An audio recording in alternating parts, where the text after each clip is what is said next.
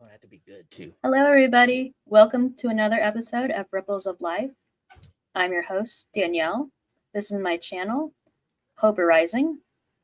And our guest this evening is Eddie Block. So, welcome, Eddie. Hello. Eddie is a live streamer. He has been to many different events. He's been through a lot in his life. And interestingly enough, he was the last man on the Capitol on January 6th. So Eddie, let's start at the beginning. Where were you born? Tell me about growing up. So I was born at Vandenberg Air Force Base, which is in a little town called Lompoc, California. It's actually pretty well known because that's where SpaceX launches all their rockets. NASA's been there a lot, so I was born there. It's right by Santa Barbara, right on the coast. Nice and cool all year long. And were you an only child? Do you have brothers and sisters? I have a brother and sister, but we have the same dad, but not the same mom. So my brother and sister, my brother's 10 years older than me, and my sister is 8 years older than me. And okay, so you're the baby of the family. I am. I'm the spoiled brat, or the black sheep. So I know you've faced a lot of challenges in your life. Can you tell me about that? And how many surgeries and all that sort of fun stuff? Well, I stopped counting probably like 20 years ago how many surgeries I've had, but I think I stopped counting at like 40, 50. So over 60 for sure.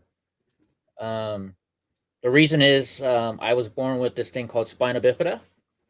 And what that is when you're born, all of your nerves, the nerve sac where all your nerves are in your back is just completely outside your body. And so I was born with that. I had scoliosis, which is not a birth defect, but I have scoliosis. My right leg was completely up here and attached to my chest. And I had club foot. And I had a couple other things, but I don't want to go into too much detail because they can be kind of off-putting. So yeah. And I'm old, so I was born in 1976. And when that happened, I'm at an Air Force base. And they didn't know how to, they didn't have the preventative measures like checking to see how your kid's gonna be. So my parents were pretty surprised, especially being 11 o'clock at night. So the doctors there didn't know how to handle me whatsoever because Vandenberg's not meant for these hospitals aren't meant for working on kids. Mm-hmm. So they told my parents we're gonna they gave me a private jet ambulance that had to fly into Vandenberg, pick me up, and fly me all the way out to Travis Air Force Base, which is by Vacaville. It's right between Sacramento and San Francisco. So it's like a 6-hour drive for my parents. And I heard the worst part of it was my parents were not allowed to go with me. So I'm flying on this jet because they had to have so many doctors to come with me when they picked me up. Mm-hmm. There was no room for my parents.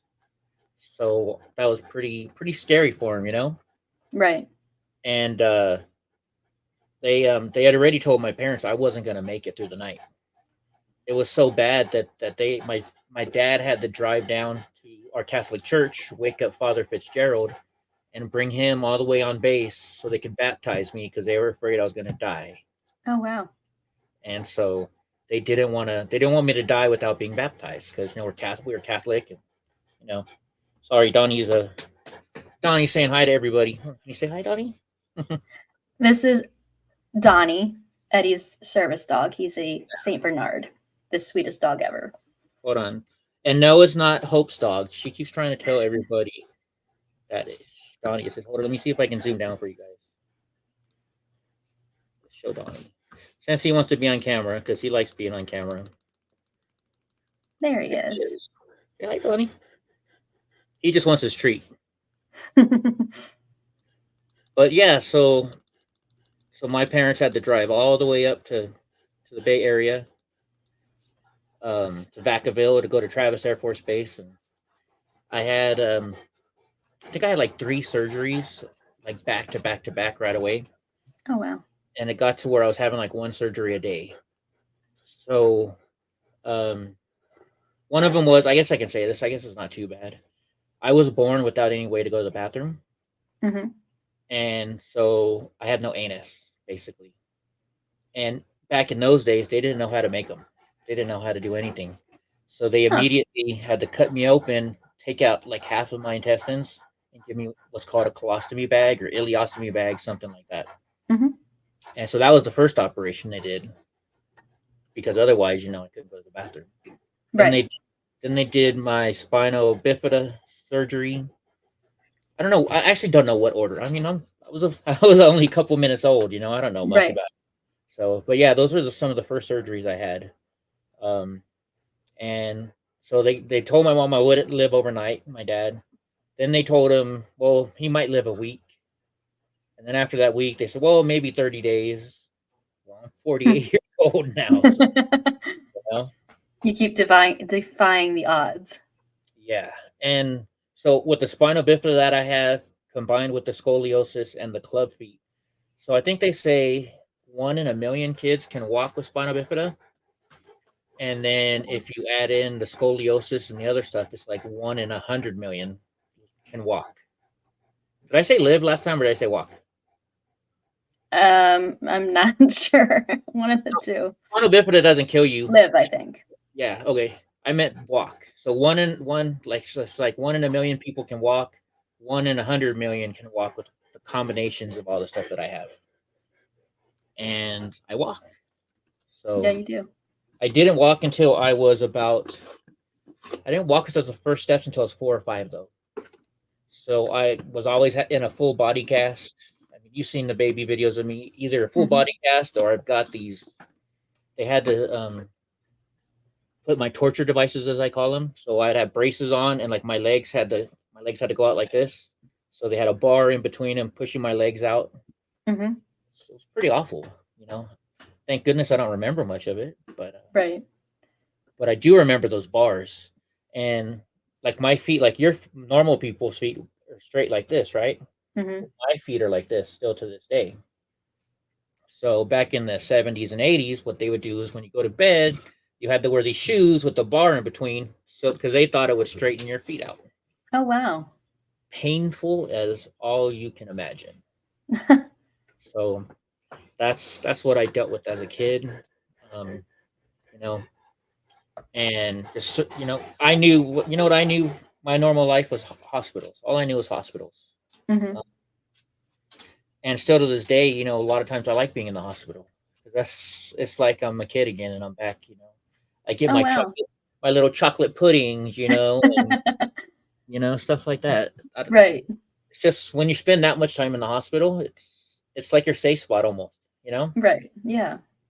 So I can yeah, understand that. spend a lot of time in the hospitals. LA Children's Hospital, I was there all the time, all the time. But the problem with that is too, then is so I am so used to the drugs and the medications that they give you. Mm-hmm. I remember as a kid going to the dentist on base and just screaming in pain. And my mom was like, what are you doing to my son? And the dentist was like, he's just being a brat. He's not in pain. He can't feel anything. We numbed him up. And then a couple years later, I went in. I had an ingrown toenail, and they couldn't numb my foot up, and they couldn't numb it up. And my mom's like, he has this problem when he goes to the dentist. He says he can't feel it, but the dentist says he's lying. Mm-hmm. And the doctor is like, no, your son is not lying. He's had so many surgeries that this medication doesn't work on him anymore. So they Oh, had to put wow. me to sleep. And my mom was so upset about that, even before she knew that she wouldn't take me to the dentist anymore. Oh, wow. Because I was just so scared, so scared. And having that, and then taking all these drugs all your life, the pain meds, the whatever they give you. That my teeth started falling out by the time I was like 17. Huh. But I wouldn't go to the dentist. I'm like, you're not sending me through that pain again. Right. So it actually took until I was like 30 years old before I finally went to a dentist, and I was Oh, just so scared. And what happened was they did a Joe Dirt story on me. I was in San Francisco. I was on this radio station, the biggest radio station there, okay. and so they have a morning show that's just like what's the Howard Stern show. Okay. And so I used to call in all the time, joke. I think I'm funny, so I call in and joke around. And I got really friendly with the girl who answers the phones. And so then one day I called her up, and I'm just like, "Hey, Ruthie, you know what? I'm really down right now. I need some surgeries, and insurance won't cover it. And is there any way you guys can help me?" So she's like, Mm-hmm. "Let me see what we can do." So that's when they did their little Joe Dirt story on me, Oh, and wow. that's how I got my dentist, which I still have to this day. Greatest dentist in the world. And Oh, that's really cool. like just when I went first to see him, he wasn't there. He was at a dental convention, but his assistants were, and the manager was the one who listened to our station. And Mm-hmm. like the one lady, I think she had like a big crush on me. She's like, "Oh my God, Eddie's here," you know? And Hope will say, "Eddie, you have too big of an ego." But, and it was like that. And I was so scared. And like, "Why are you so scared? We're just taking pictures today." I'm like, "You don't understand. I freak out." Right. So the next time when I met the dentist and he saw how scared I was, and he had just met me, and what happened is because we had such a raunchy type show, we had done something to the local mayor's color guard. I won't say his name, but he got so mad that he had us all fired. Oh So my then I gosh. go to this dentist and I'm like, you know what, bro, I don't know how I'm going to pay you. We were going to give you advertising and free advertising for a year or two, or whenever I went in and film it. And so he just looked at me and he's like, "Well, you're a plumber, right?" And I said, "Yeah." He's like, "You fix my plumbing whenever I call, and I'll fix your teeth whenever they go bad." And Oh, so that's what wow. he did. And when he saw how scared I was, though, he ordered me Xanax. So he's like, Mm-hmm. "Take 2 Xanax, make sure somebody picks you up," and that's what got me through all the dental procedures. Oh, wow. But after going to him more and more, I got to where I didn't need the Xanax anymore because I Mm-hmm. realized how gentle he was, and he, you Right. know, the new drugs that they use that to numb you up and stuff would finally work on me. Right. So now I go in there and I don't get nervous at all. I just had oral surgery where they had to take my front teeth out, and they're putting in implants Right. because my bones are so bad from all the medications I've taken all my life. They had to do 3 different bone grafts. So I've gone in 3 times now and had 3 bone grafts just in this area alone. And Right. I did them all awake. That's how I've gone from being so freaking scared to go to the dentist that now it's like nothing, Right. you know. Well, let's get back to your childhood, Eddie. Oh shoot, I'm Um, sorry. I got to go in no, order. you're good. What's up? So you have faced a lot of challenges in your life. How have they changed your outlook on life? I know you mentioned, a few of them, the surgeries, wearing those shoes, the dentist, just, you know, everyday life almost. You want the real answer? I hate life. I do. Sick and tired. I'm like sick of the pain. Mm-hmm. Tired of always being underestimated. I got a big chip on my shoulder from it. Like, I used to build high-rise hotels. I've been in magazines because of how good my plumbing work is. And so I remember going to a convention one day, and this guy walked up to me, and he's like, "Hey, are you a plumber?" And I was like, "Yeah, I am." I'm in my overalls. I got my striker on there, so I mean, it's obvious I was a plumber. And Right. he, "Man, good for you, because you've seen my walk. My walk, I mean, my walk is bad, like really bad." And instead of taking it as a compliment, I was like, "Who that?" I started going off on him. I'm like, "How dare you?" Because part of it probably is because as a kid, my parents always told me, and my doctor, just treat him like a normal kid. Let him be a normal kid, and he will. Mm-hmm. And so my mom said, "Don't let anybody tell you you can't do it. Just do it." And Right. so that's what I've always done in my life. I don't consider myself a little. I may joke around and call myself a crippled, whatever. Mm-hmm. But in real life, I don't think of me that way. You know, Right. if I see a woman that needs saving, I'm going to save her. If I see a guy being hurt or a baby being hurt, I'll save them.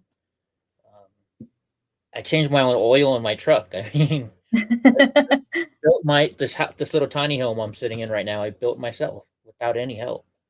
So it's given you a lot of determination and perseverance throughout your life. Yeah, but a lot of pain. So, this is a little teeny tiny house that a regular framer guy could have probably built in a week. It took me like 6 months because of Mm-hmm. the pain. Like you work a couple hours and then you're in pain for 4 days. Then you work a couple hours and you're in pain for another 4 days. Right. And with this drug issue that we have in our country now, people abusing the drugs. I'm in a chronic pain program. I used to get like 30 pills a day for pain. I get one little tiny pill a day now, and that's all I'm allowed to have because my doctor is afraid to prescribe me anything Mm-hmm. because the federal government will come down on them. Right. So instead now I go through like 2 of these a month because of it. So it's like, what's better? What's better?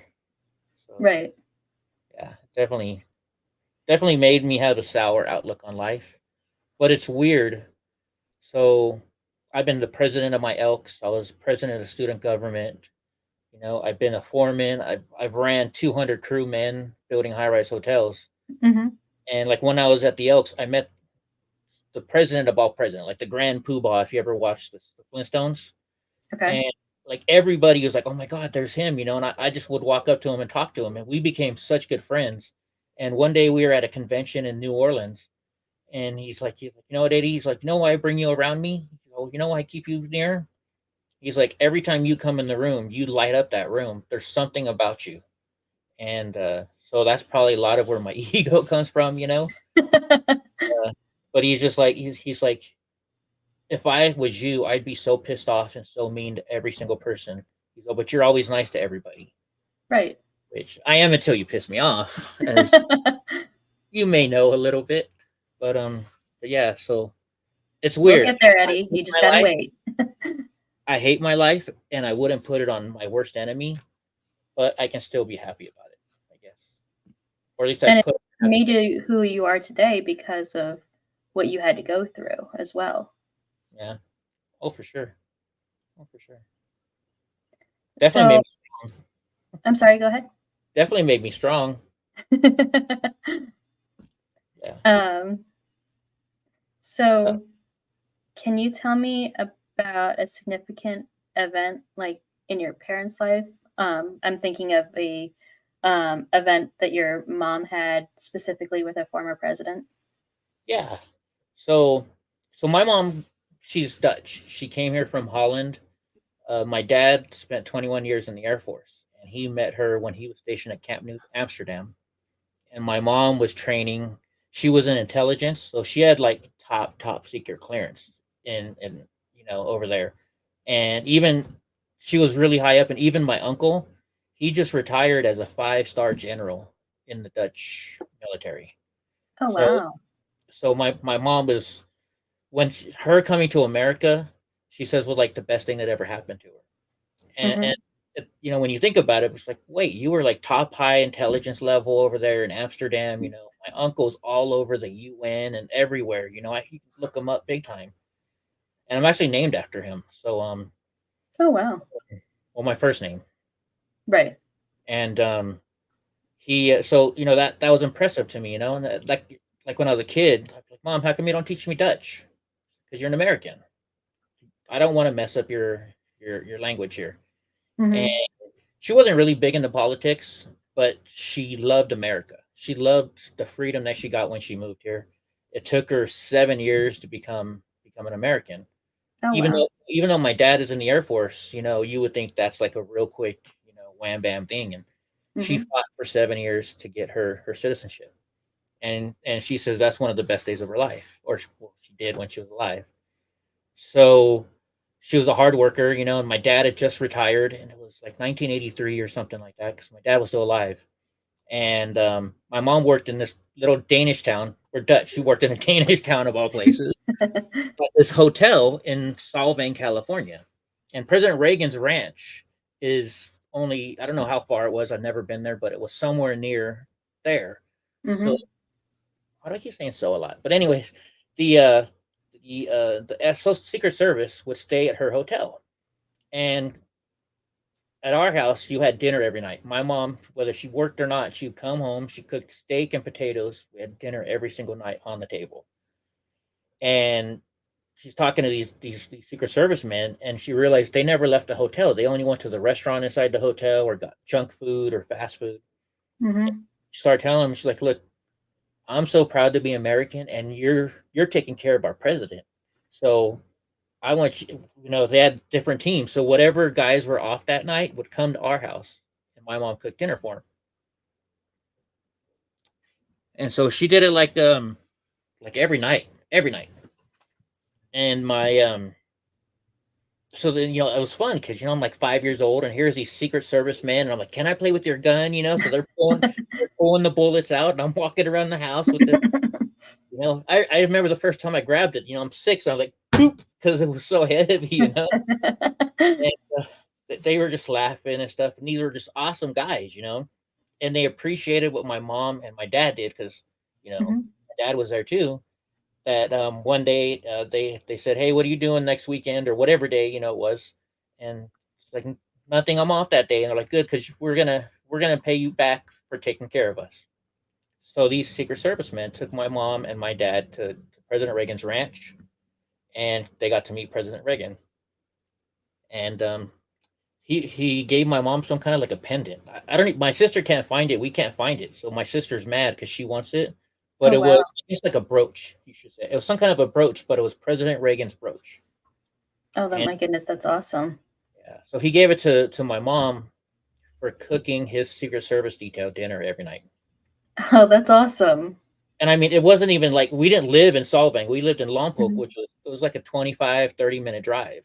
So these guys are driving half an hour just to come have dinner at our house, and so they could have a home cooked meal while they're away. Right. Yeah. So that's That was very nice of your mom. yeah. Well, like I said, she was just so proud of this country. Right. All the opportunities that she got. And I remember I have a letter somewhere, and I've read it on the show. I think you've heard it before, Mm-hmm. where she refused to get any help from America because she was getting benefits still from her job in Europe. And Right. people nowadays, if they're getting money in Europe and living here, and they could get on welfare and stuff, they're going to do it, right? They're going to take advantage of it. And that's how proud my mom was. She wouldn't do it. When she was pregnant with me, she was picking beans in a field. Oh, wow. Because my sister's old enough to remember, and she would tell me, she's like, yeah, mom picked beans until you were like 9 months, or she was 9 months pregnant with you. Huh. That's That's an just, incredible story. yeah, that's the kind of person, like the family I grew up with. So, Right. and my dad, he like I said, he spent 21 years in the Air Force. He was in Vietnam. He did a lot of stuff that we didn't know about, and I found out after he died, just because I was trying to get my benefits. Mm-hmm. I don't know. Do you want me to tell you about that tonight, or you want to wait another night? Yeah, well, I was going to ask you about your dad. That was my next question. Okay. Um, can you tell us a little bit about your dad and what he did and how he has influenced your life? Sure. So my dad was in the Air Force for 21 years. He got in when he was, I think he got in when he was 17, and he retired when he was 38.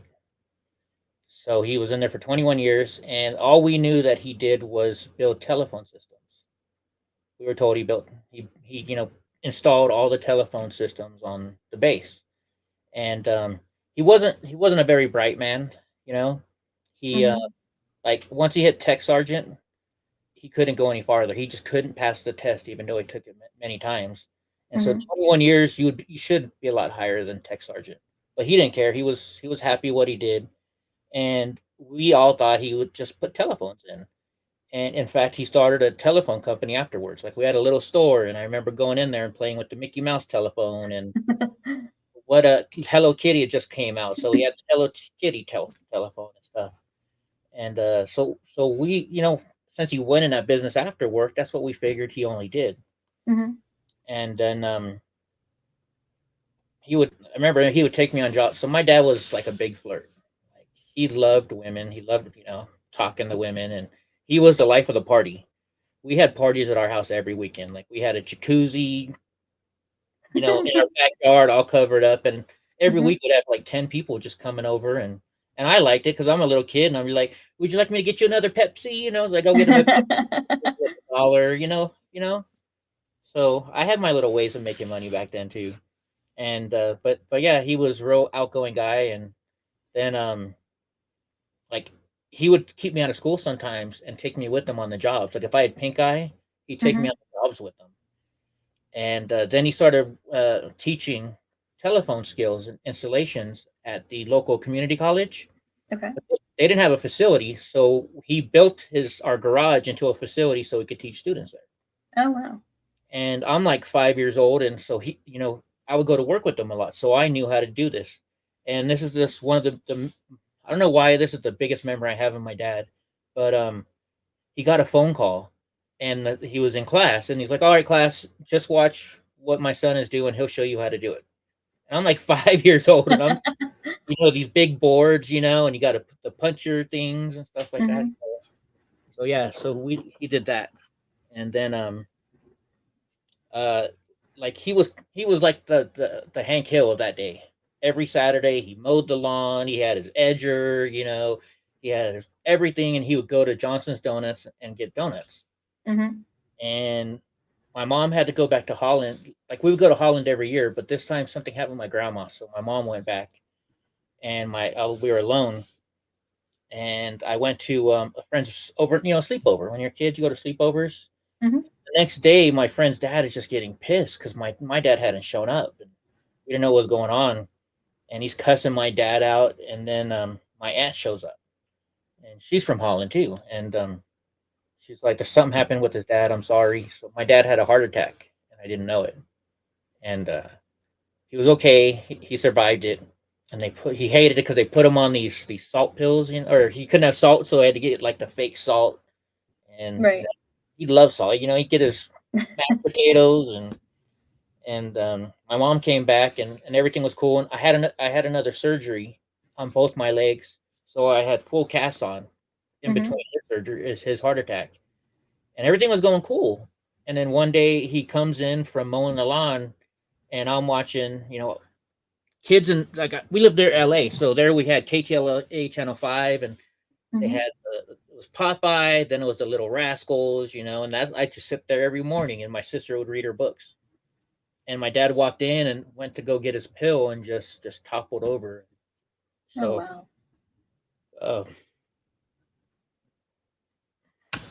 that was hard because I couldn't walk, so I had to crawl screaming to my mom to get her to come help. Oh. And like my sister's freaking out because she was 16, I was 6, Mm-hmm. and so like I was just holding on to him when we finally got back to the living room, and my mom was just pounding on him, trying to do CPR, and like there's no cell phones back then, so it Right. wasn't like we could call 911 right away. Back then, it's like it's in the kitchen, you got that long freaking cord, Right. and so he started getting worse, and I just hear everybody yelling, and like his tongue, I guess, got stuck down his throat, and sorry, Donnie's coming in. He died right there. Oh. That's why I didn't I'm want to do sorry. this. So he died in my arms when I was only 6. Oh my goodness. Yeah, and then so we now know it's because he was exposed to Agent Orange in the Air Force, Mm-hmm. and but back then nobody knew, and like we couldn't even file claims because there was no such thing as Agent Orange exposure back then. I mean, there was, but in '84 they didn't know a damn thing about it, Right. and so yeah, he died like really when I was like really young, and that really sucked. Really sucked. And he was exposed to it in Vietnam. Yeah. And so in my fight to get my benefits, You know, my mom always told me it was caused by his military service. Like she's like, your dad always told me it was. He knew something was wrong with you because of what he did in the military. Mm-hmm. To us, we're like, he worked on the telephones. I mean, what did he do?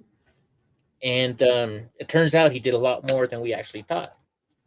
And in like 1996, President Clinton, he uh, he came out and he had this big news conference, and he started talking about Agent Orange, and he said Mm-hmm. any child from a Vietnam veteran who has Agent Orange, we are responsible for. We have a new program, and we're going to take care of those kids. So right away, my mom is like, "You better sign up for this." So I started signing up for it, and I got instantly denied, like instantly. So one year they said, "Well, your dad was never in Vietnam." Then the next year, like, "Well, you don't have spinal bifida," and so it just went back and forth, back and forth. I probably applied like 20 times. Oh my goodness. Yeah. So I just kept doing my research, and I gave up for a long time. Sorry that Donnie brought in the mosquitoes. I did that for a real long time, and I gave up. I just got sick and tired of being denied. Mm-hmm. And my mom was like, "Don't stop. Don't let these MFers, win. They Right. do it so you'll stop." And then when she got cancer and on her deathbed, she made me promise not to give up. So I started it up again. But this time I started doing my research. Like I was going through his DW, I had DD-214s, and I called my grandma up, and I was like, "Grandma, do you remember anything about Dad when he was in the service?" She's like, "The only thing I remember is when he was over there, he said he was going on something called a 90-day Wanderer tour, and we wouldn't be able to talk to him for 90 days." And I brought that up in the paperwork, and they say, "Oh yeah, well that's no proof of where he went." So then when I look in his DD-214s and he's stationed in Thailand, all of a sudden there's a line of just whole page blocked out, just black. You can't see what it was. Oh. And at the very top it says airmen went on an extended tour of duty for 90 days. And it's just funny how my grandmother said he went on this 90-day tour. You Mm-hmm. know, so I started putting two and two together, and I started pushing that issue. And they're like, "Yeah, but that's still not enough proof." Blah blah blah. They still kept denying me, and I had to get all these people to try, like contact his platoon or whatever they call it, right? Well, Right. it turns out everybody that he served with over there is all dead in their 40s. Oh my gosh. Which now we know is because of the Agent Orange exposure. Right. And so I started looking through his records even more, and then it said he received the Air Force Cross. Because they just had little number like AFC this or A whatever, and he had Right. like 12, 13 ribbons. And I started researching them. I'm like, what the heck is an Air Force Cross? Well, the Air Force Cross is something uh, that you only get for saving the life of another military personnel Oh wow. under direct enemy. Sorry, this is hard. Okay. But yeah, so he saved somebody's. He saved somebody's life, That's incredible. and so that proved that he was in Vietnam, because in Thailand nobody was shooting anybody.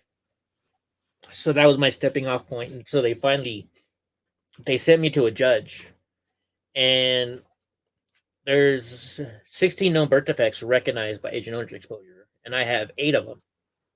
And I'm like, "Judge, I have 8 of the known birth defects." She's like, "Yeah, well, that still does improve." I'm like, "My dad died from heart disease at 41. Heart disease is caused by Agent Orange exposure." She's like, "Yeah, but still." I'm like, "What else do you want from me?" I said, "I tried to find somebody in his squadron or whatever they call it, and that didn't work because they're all dead." And all you have to do, like one lady got it, her kid got it just because they did just a touch and go. They didn't even stop the plane; they just touched and Oh go my gosh. in Vietnam. So she got it, and I'm Mm-hmm. like, "Hello." So then I researched more, and in Thailand, where my dad was, they had to spray the landing strips, because the reason they sprayed Agent Orange is it killed everything like almost instantly, like within a couple. And he put in every single telephone on that base, and he put in telephone at the runway, and I have a Oh big, my huge gosh. plaque that he has from the squadron in over there that thanked him for personally putting in every single one of his phones, and he went above and beyond for his job. So then I showed her that. I'm like, look, here's where the Agent Orange was sprayed. Here's the telephone that he put in this little room right here.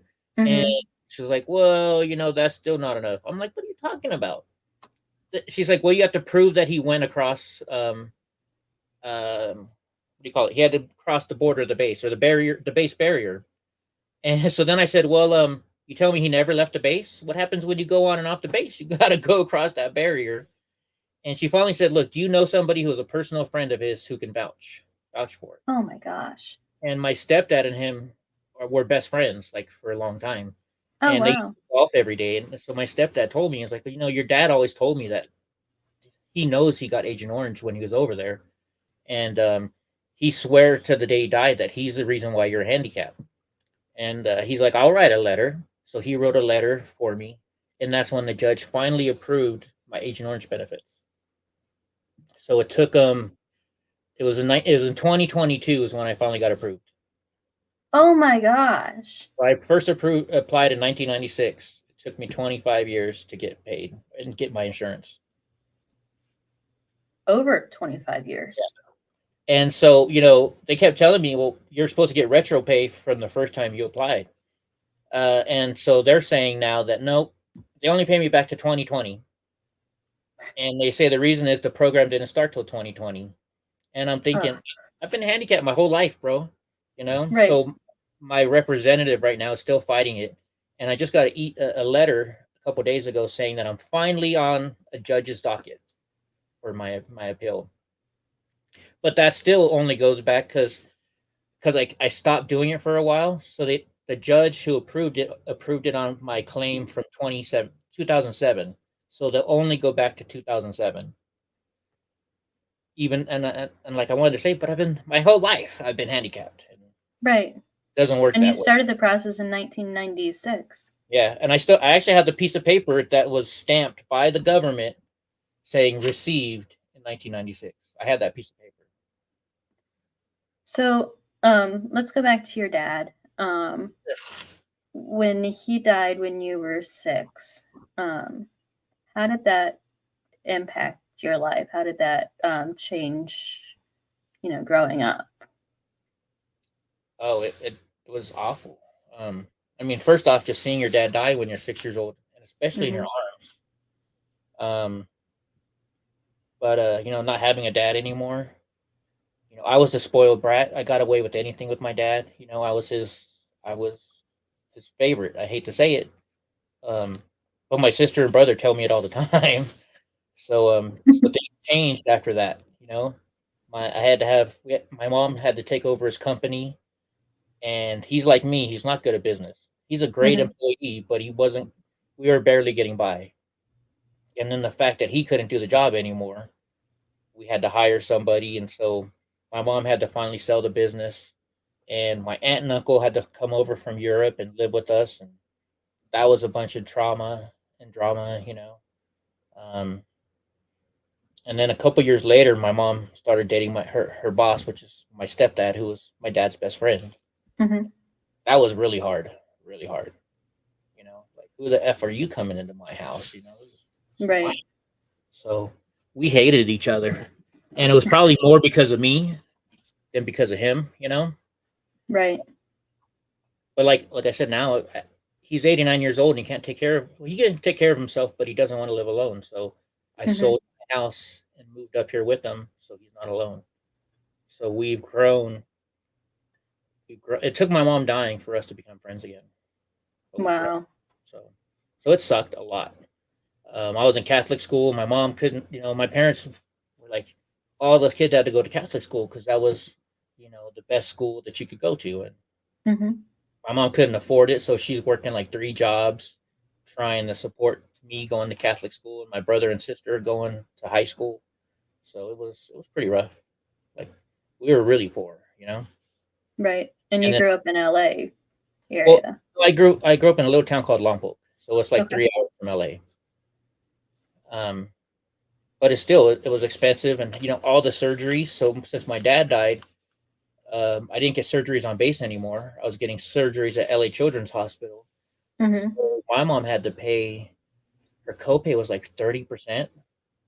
And I'm like having these revolutionary surgeries to make me walk. So she couldn't afford it at all.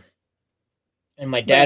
my dad was at he helped out at the boys club. He volunteered at my mom's work, which is the drug and alcohol rehab center, where they had bingo to pay for it, so they didn't have to charge anybody coming to the drug program to get off of drugs and alcohol. So my dad volunteered there, and he was an Elks member. And when he died, it was right before the Olympics, and Hmm. the torch came through. And this is how close knit our little community was. They knew that my dad had just died, so when the guy running with the torch came in, they brought me over and they took pictures of me holding the Olympic torch, Oh, wow. like really cool. And then I had to have surgery. And back then, you could, when you had surgeries, if you need a copay or you need to raise money for it, you could Mm-hmm. get people to donate blood, and you would get like $10 a pint or something like that towards your operation. And so the Elks did that, and they actually covered my whole entire surgery's copay just by donating blood. Oh, that's incredible. Yeah, they did it twice for two of my surgeries. So that's why when I got older and I was going to get married, I was like, well, let's go get married at the Elks Lodge. And Right.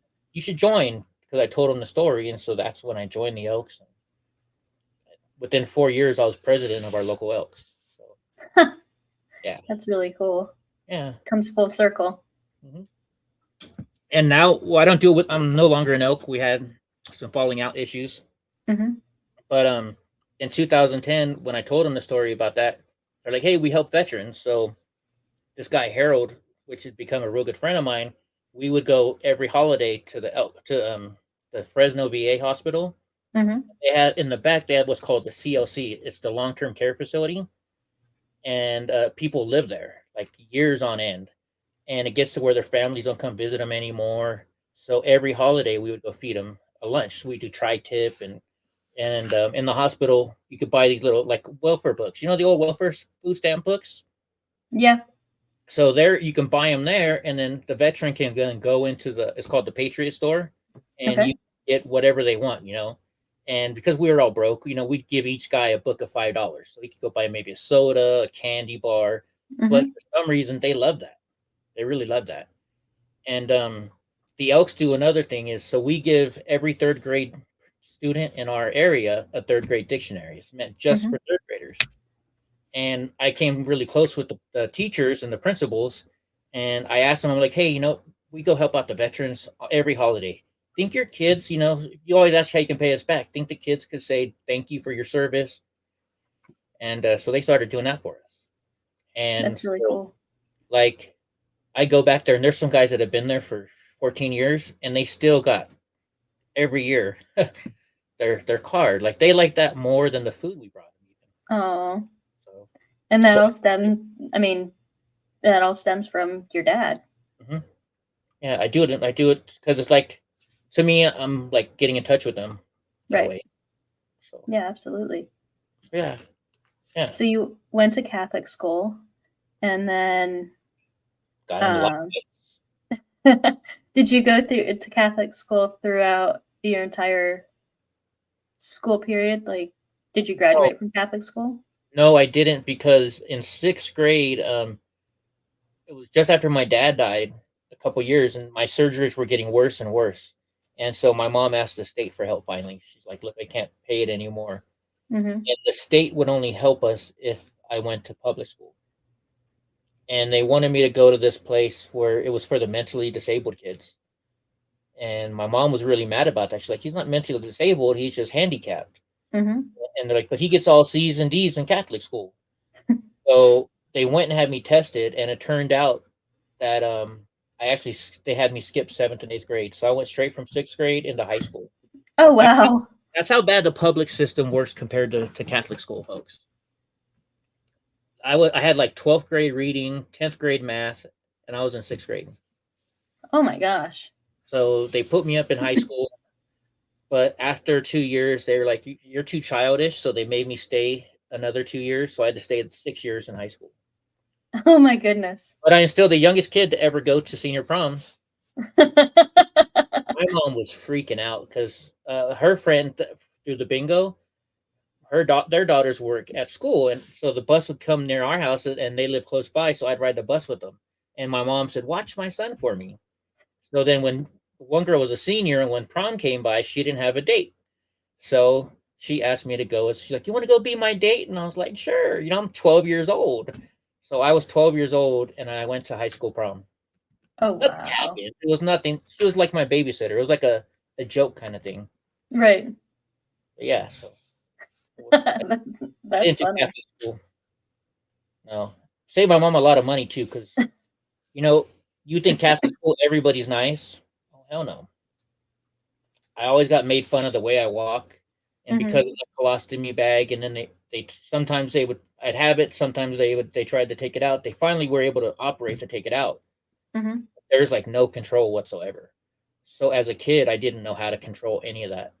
Every day I Right. had an issue in class, so I became Oh. the smelly kid. They made Hmm. fun of me like all the time. And like one guy on Facebook a couple years ago was like, now that I know your issues and stuff, I'm really sorry I made fun of you back then. But Right. I fought every day. My mom would send me to school with holes in my shirt, and she'd get in trouble. Like, you can't send him to Catholic school without his uniform not having holes in there. And she's like, then stop your kids from fighting with them. Right. I would get in a fight every day. That kind of built my muscles up and taught me how to fight a lot too. And Right. that's why I'm able to talk junk real quick to people, because I learned at a long age. I mean, a young age. So Hmm.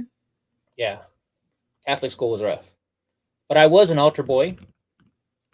Well, it's funny. So the same guy who baptized me was still there when I started going to school, Father Fitzgerald, and Hmm. he ran the altar boy program. And if you worked the whole week for 6 a.m. mass, then he would give you a fresh, crisp $2 bill.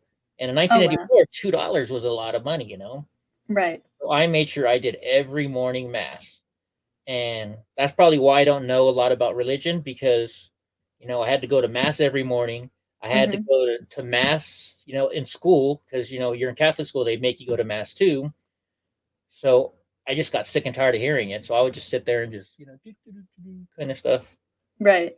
And catechism was not my favorite subject. No. Yeah, And that's kind of intense. still to this day, like, I don't know what, maybe it was just our Catholic school, or maybe it was just one of the lunch ladies that was mean or something. So you ate in Hmm. your classroom, but this one, if you tried to go for, like, let's say it was like Salisbury steak and mashed potatoes, if you touched the mashed potatoes before you touched the Salisbury steak, they'd whack your hand off. Not whack it off, but they'd hit you with their ruler. They said you had to eat your meat first, then you could eat your mashed potatoes, then your dessert, and you could drink your milk. So I still do that to this day. If you I was watch going me, to ask if that still stuck till this day. yeah.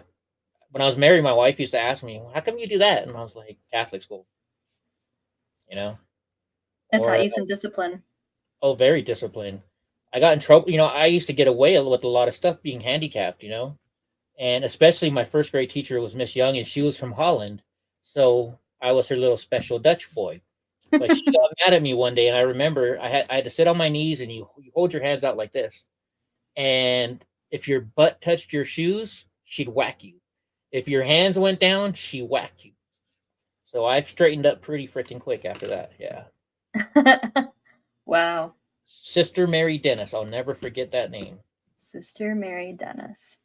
Yeah, in fact, she was in a parade one day, and I was like 18 or something, just about to graduate high school. My mom had to drag me over there and say, "See what you did for my son? She's like, he may have been bad at your school, but look, he just graduated and he's doing real good." So Yeah. it was nice to see her being proud of me instead of always mad at me, because I got in a lot of trouble with Sister Mary Dennis. Right. Well, I mean, like in Catholic school, you can't hold hands, right? And like women, I was always trying to flirt with every little girl there. My age. Don't think that can be taken wrong, but yeah, I When could. you were in school at that age, yes. Yeah, I I flirted with all the girls. I got in fights all the time, like I said. So Catholic Right. school was rough. Yeah, And then that prepared you for adulthood. 6 years of high school.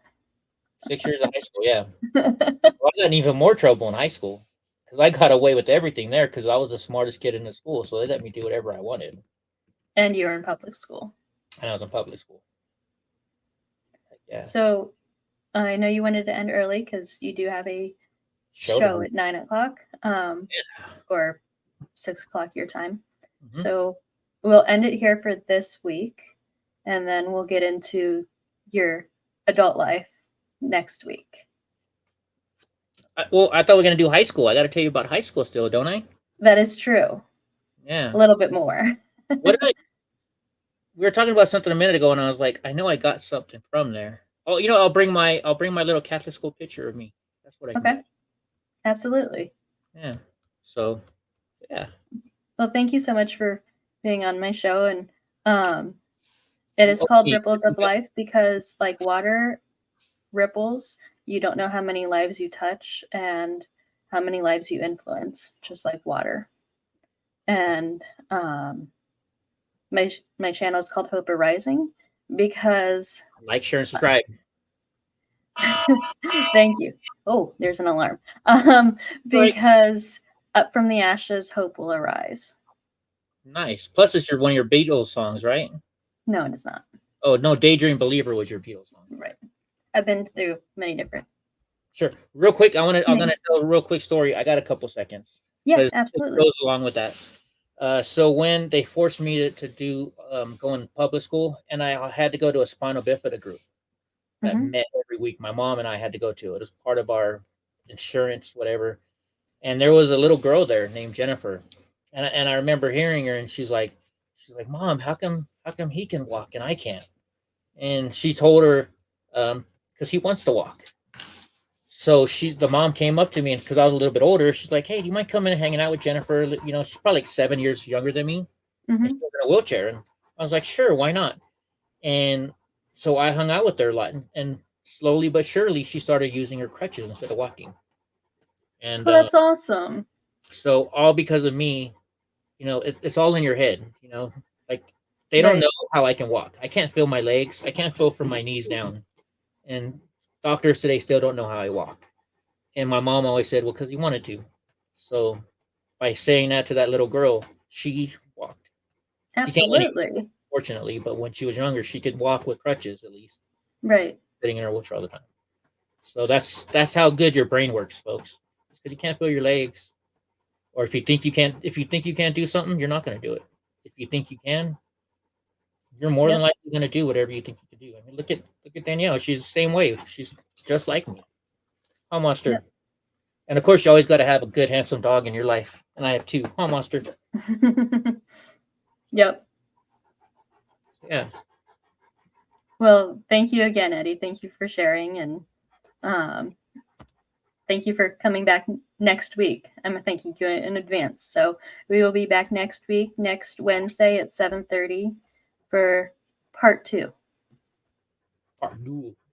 And you owe me for getting me to cry on camera. Have a good night, everybody. Hi, everybody.